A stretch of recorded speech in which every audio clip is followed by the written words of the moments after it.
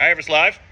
Today I'm going to go into a little more detail on the heli rescue scandal that we brought up a few months ago. Things have moved forward. There was a big report that was just released that I was able to obtain a copy of.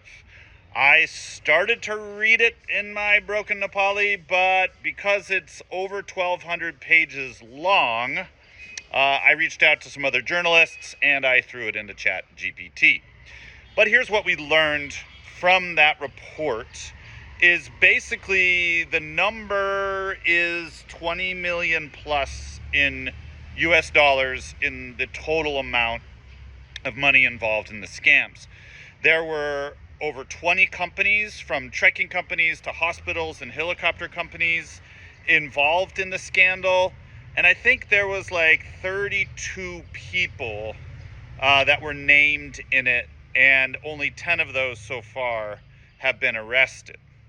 So basically what the report lays out is how the scandal worked.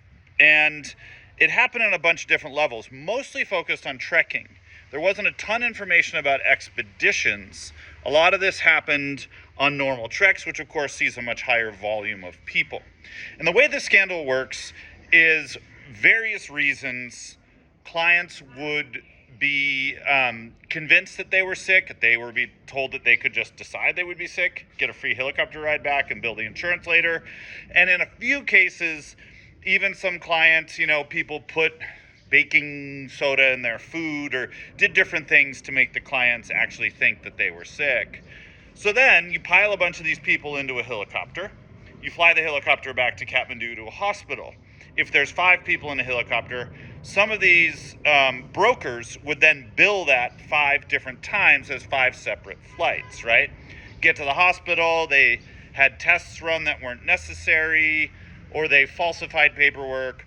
Basically, the issue with it was that these kind of unscrupulous operators were taking advantage of insurance companies that didn't have anybody on the ground to verify these claims.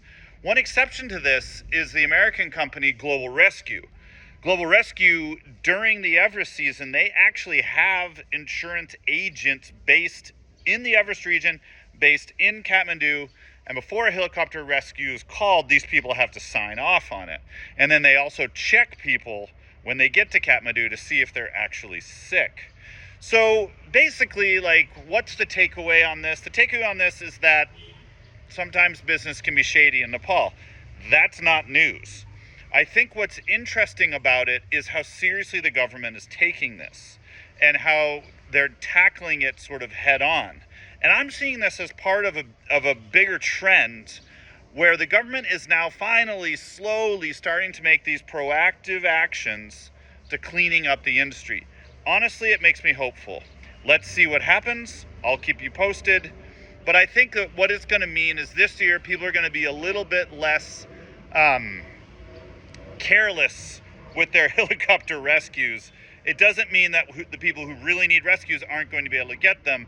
I think what it means is just there's going to be a bit more robust checks and balances. I think this is good for the industry. I'm curious to see where this ends up. And of course, we're going to keep you posted. What'd you do, Spot? What did you do? You ate something you weren't supposed to eat, didn't you?